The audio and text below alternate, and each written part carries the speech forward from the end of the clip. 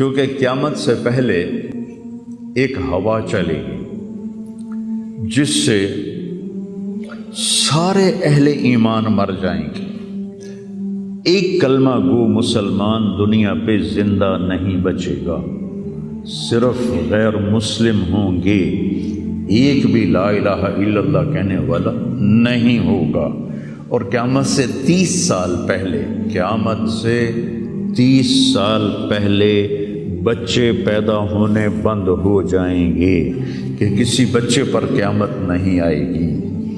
یوم تذہل کل مرضعۃ عما ارضعت، وہ ہولناکی بتانے کے لیے تشبیہ ہے، وہ یہ نہیں کہ ایسا ہو رہا ہوگا، کیونکہ بچہ تو کافر کا بھی ہو وہ معصوم ہے، مسلمان کا بھی ہو تو وہ معصوم ہے، اس لیے آپ نے کہا کہ سارے جو نابالغ مرتے ہیں وہ جس مذہب کے بھی ہیں سب جنت میں جائیں گے، چونکہ ان پر تو بھی شریعت لاگو ہی نہیں ہوئی ہے، اور سارے بچے حضرت ابراہیم علیہ السلام کے پاس چلے جاتے ہیں۔ تو حدیث پاک میں آتا ہے جتنے اہل ایمان کے بچے بالغ ہونے سے پہلے، پیدا ہونے سے لے کر 15 سال سے پہلے تک جو فوت ہو جاتے ہیں، سب حضرت ابراہیم علیہ السلام کے پاس ہوتے ہیں، ساری نسل ابراہیم علیہ السلام کے پاس، اور وہ ان کے باپ ہوتے ہیں، اور ان کے ساتھ وہ اپنی وہاں کی جنت کے مزے لیتے ہیں، پتہ نہیں کیا لیتے ہیں، ان میں تو کوئی نہیں پتہ۔ بس آپ نے اپنے بیٹے کے بارے میں فرمایا، حضرت ابراہیم رضی اللہ تعالیٰ عنہ علیہ السلام، چونکہ وہ ابھی ماں کا دودھ پیتے تھے، ان کا انتقال ہو گیا، تو آپ نے فرمایا اللہ تعالیٰ نے جنت میں ایک حور کو مقرر کر دیا ہے ابراہیم کو دودھ پلانے کے لیے، سبحان، اور کسی بچے کے بارے میں ایسی بات نہیں ہے۔ تو ڈران والی گل کوئی نہیں، ساڈو تے قیامت نہیں ہوندی، 30 سال پہلے بچے پیدا ہونے بند ہو جائیں گے، قیامت 30 اور 30 سے اوپر کی عمر کے لوگوں پر ہوگی، اور وہ جانوروں کی طرح ہوں گے، سڑکوں پہ زنا کریں گے، اور ہر انسانی جو اخلاق ہیں ان سے وہ خالی ہو جائیں گے، ان سے وہ خالی ہو جائیں گے۔ یہ امت کے اوپر امتحان ہے۔ ہمارا ایک ساتھی ہے وہاں کینیڈا میں، اس سے مجھے خواب سنایا کہ میں نے دیکھا کہ غزہ کے جتنے شہداء کے بچے ہیں وہ آسمان پہ تیر رہے ہیں، اور اللہ کے نبی ہر آنے والے کا استقبال فرما رہے ہیں۔ تو ہمیں دیکھنے میں تو بڑا ظلم نظر ہے، ظلم ہے بھی صحیح، لیکن ہماری تو موج ہے، تو سارے جنت میں گئے، جتنے بڑے شہید ہوئے وہ بھی جنتی، عورتیں شہید ہوئیں وہ بھی جنتی، مرد شہید ہوئے وہ بھی جنتی، اور بچوں کا تو میں نے کینیڈا میں ایک نوجوان خواب دیکھ رہا ہے، راونڈ کا پڑھا ہوا ہے، عالم ہے، کہ میں نے خواب دیکھا کہ غزہ کے شہداء کے بچے آسمان پر تیر رہے ہیں، اور اللہ کے نبی ہر آنے والے بچے کا استقبال فرما رہے ہیں۔ تو ساڑی تو موج ہو گئی، ہمیں دیکھنے میں موت نظر آتی ہے، حقیقت میں دیکھو ایک ہوتا ہے کامیاب ہونا، اور ایک ہوتا ہے فتح پانا، ایک ہوتا ہے ناکام ہونا، اور ایک ہوتا ہے شکست کھانا۔ یہ دو الگ چیزیں ہیں، کامیابی الگ چیز ہے، فتح الگ چیز ہے، ناکامی الگ چیز ہے، شکست الگ چیز ہے۔ کربلا کے میدان میں سب سے مقدس خون بہایا گیا، سب سے پاکیزہ خون بہایا گیا، اور ان سب کو شکست ہو گئی، اور وہ سارے گردنیں کٹوا کے نیزوں پہ چڑھ گئے، لیکن وہ ناکام نہیں ہیں، وہ کامیاب ہیں۔ انہیں شکست ہوئی ہے، انہیں ناکامی نہیں ہوئی، وہ کامیاب ہیں۔ اور شمر کا لشکر وہ فتح پایا ہے، وہ کامیاب نہیں ہے، انہوں نے فتح پائی، کامیاب نہیں۔ ابن زیاد کی گردن کٹ کے جب لائی گئی مصعب بن عمیر کے سامنے،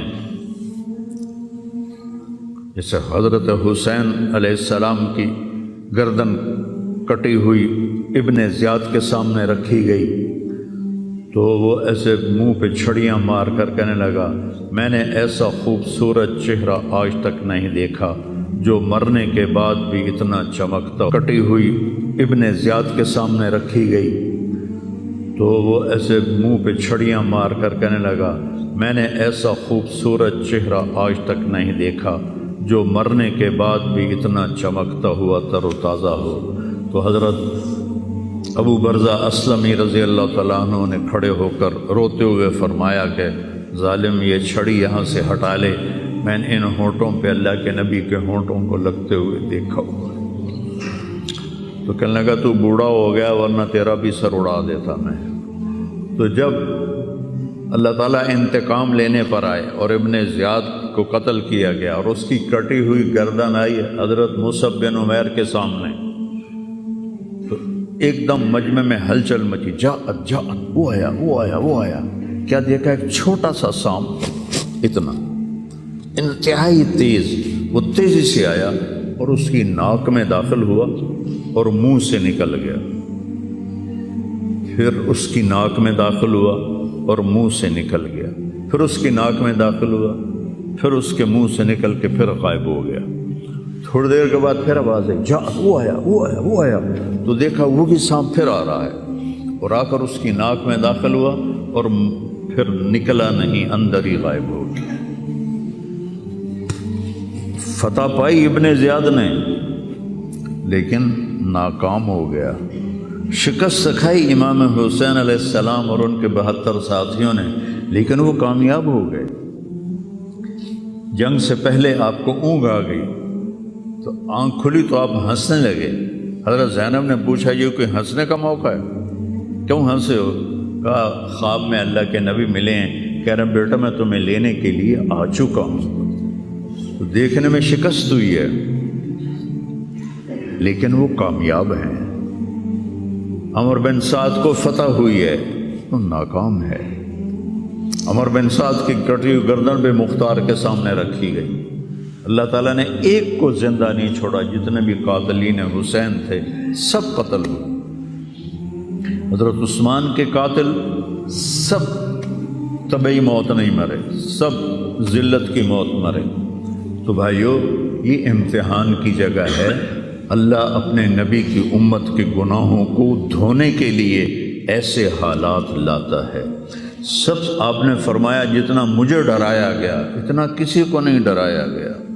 تو میں بتا رہا تھا ارض فلسطین یہ دوسری مسجد جو زمین پہ بنی 40 سال کے بعد وہ مسجد اقصی ہے. 4000 نبیوں کے باپ اور میرے نبی کے دادا ابراہیم علیہ السلام اس سرزمین میں تشریف لائے، وہیں آرام فرما رہے ہیں. اسحاق علیہ السلام، یعقوب علیہ السلام، داؤد علیہ السلام، سلیمان علیہ السلام، یحییٰ علیہ السلام، زکریا علیہ السلام، یہ وہ نبی ہیں جن کا قرآن میں ذکر ہے. اس کے علاوہ بھی سینکڑوں نبی ہیں جن کے نام نہ تاریخ میں ہیں نہ قرآن میں ہیں، جو اس سرزمین کے اندر ہیں. یہ معشر کی سرزمین ہے، یہ نبیوں کی سرزمین ہے. میرے نبی نے فرمایا ارض المنشر والمحشر، یہ محشر کی سرزمین ہے اور دوبارہ زمین سے باہر نکلنے کی سرزمین ہے. اور پہلا بڑا معرکہ روم اور صحابہ کے درمیان ہوا تھا فلسطین میں، اجنادین کے مقام پر جو آج رملہ کہلاتا ہے. رملہ کے قریب یہ روم کی تعداد 90,000 تھی اور صحابہ کی تعداد 30,000 تھی. اور خالد ابن ولید رضی اللہ تعالیٰ عنہ وہ لشکر کے امیر تھے. اس وقت وہ عراق میں تھے.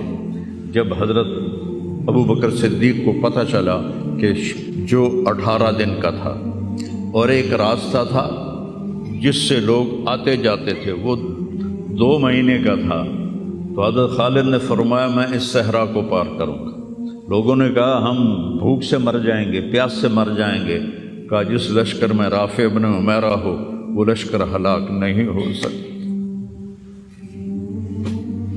آئے اشاق گئے وعدہ فردہ لے کر اب انہیں ڈھونڈ چراغ رخ زیبا لے کر آئے تھے کچھ لوگ جو اللہ کو راضی کر کے دوستی لگا کے دکھا گئے، کب اپنی آنکھوں سے ڈھونڈ چراغ رخ زیبا، تمہیں نظر کوئی نہیں آئیں گے، مرد نظر آئیں گے، انسان کوئی نہیں نظر آئے گا، عورتیں نظر آئیں گی، انسان کوئی نہیں نظر آئے گا۔ تو فرمایا جس لشکر میں رافع ہو وہ لشکر ہلاک نہیں ہو سکتا۔ انہیں فرمایا ہمارے پاس پانی کا بڑا ذخیرہ ہے، ہم ہلاک نہیں ہوں گے، نہیں، ہمارے پاس رافع ہے، اور وہ شخص ہے کہ جو کہے گا اللہ کرے گا۔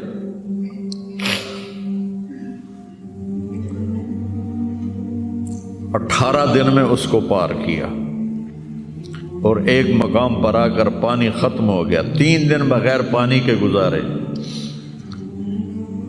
تو صحابہ نے کہا کہ اب ہم مرتے ہیں، طاقت نہیں ہے، کہا رافع کو بلاؤ۔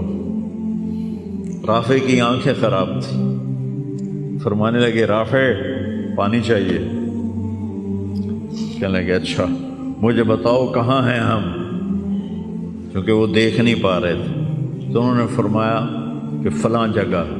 اب صحرا میں تو کوئی نشان منزل ہوتا ہی نہیں، تو کوئی انہوں نے جھاڑیاں بتائیں، کہنے لگے کچھ جھاڑیاں دیکھو ایک طرف کٹھی ہوں، کٹھی جھاڑیوں کا کوئی جھنڈ ہو، مجھے بتاؤ ہے؟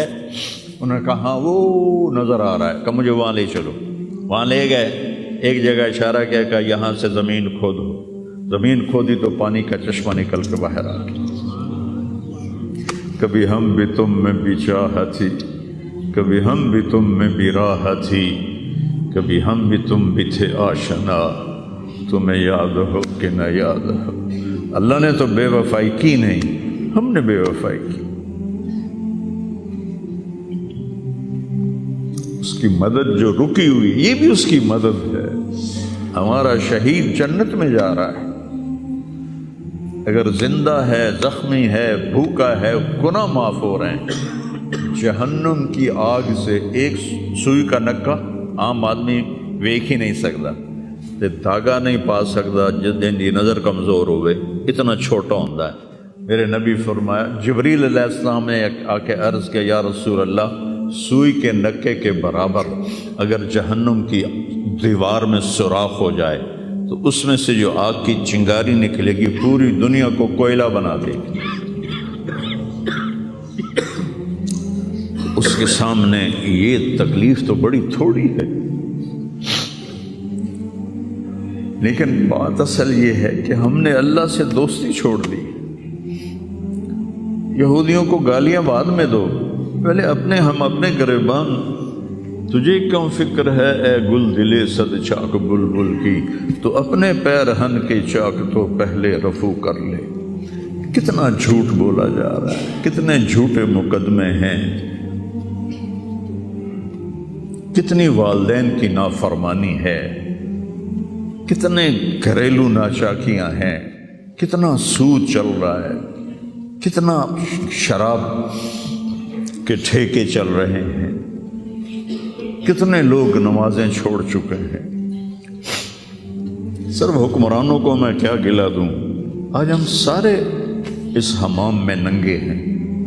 تو یہ اللہ کی رحمت ہے، اگر کسی کو اللہ نے اس امت کو اگر دنیا میں وہ جھٹکے دیتا ہے۔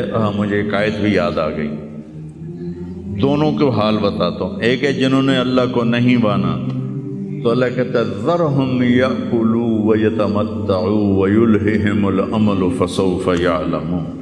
میرے محبوب کرن دے انہاں نوں موج میلا، 4 دہاڑے انہاں نوں موج میلا کرن دے انہاں نوں میرے کول آون دے، ووڑ ویکھی میں کی کرنا، ٹھیک ہوگی۔ ہمارے بارے میں کیا کہا، وَلَنُذِيقَنَّهُم مِّنَ الْعَذَابِ الْأَدْنَىٰ دُونَ الْعَذَابِ الْأَكْبَرِ لَعَلَّهُمْ يَرْجِعُونَ۔ میں تمہیں دنیا میں چھوٹے چھوٹے عذاب دوں گا، بڑا عذاب نہیں دوں گا آخرت کا۔ یہ غزہ کی جو تباہی ہے یہ چھوٹا عذاب ہے، یہ چھوٹی تکلیف ہے۔ دون العذاب الاکبر، فَيُعَذِّبُهُ اللَّهُ الْعَذَابَ الْأَكْبَرَ يَصْلَى النَّارَ الْكُبْرَى، اور عذاب اکبر نار کبرا جہنم ہے۔ تو میرا اللہ کہہ رہا ہے کہ میں تمہیں چھوٹے چھوٹے عذاب دوں گا، بڑا عذاب نہیں دوں گا، تاکہ تم توبہ کر کے میری طرف آ جاؤ، اور جو مجھے نہیں مانتے انہوں نے چھٹی دیتے۔ جو بچہ اسکول میں پڑھتا ہے اسی کی حاضری ہوتی ہے، غیر حاضری ہوتی ہے۔ جو پڑھتا ہی نہیں تو اس کی کون حاضری لیتا ہے یا غیر حاضری لیتا ہے؟ اپنے بچہ کوئی غلطی کرے تو اس کو تنبیہ کی جاتی ہے، گلی کا بچہ کوئی کچھ کرے تو ہم نے کبھی دیکھا ہے کہ کیا کر رہا ہے؟ یہ امت میرے اللہ کی لاڈلی امت، اس وجہ سے نہیں کہ ایسے کوئی بڑے حاجی پارسا ہیں، اپنے حبیب کی وجہ سے، اپنے محبوب کی وجہ سے یہ امت اللہ کی لاڈلی امت ہے۔ اللہ ہمیں بھی بندر خنزیر بنا سکتا ہے، ہمیں کیوں چھوڑا ہوا ہے؟ تو گنبد والے کے لیے درود پڑھو۔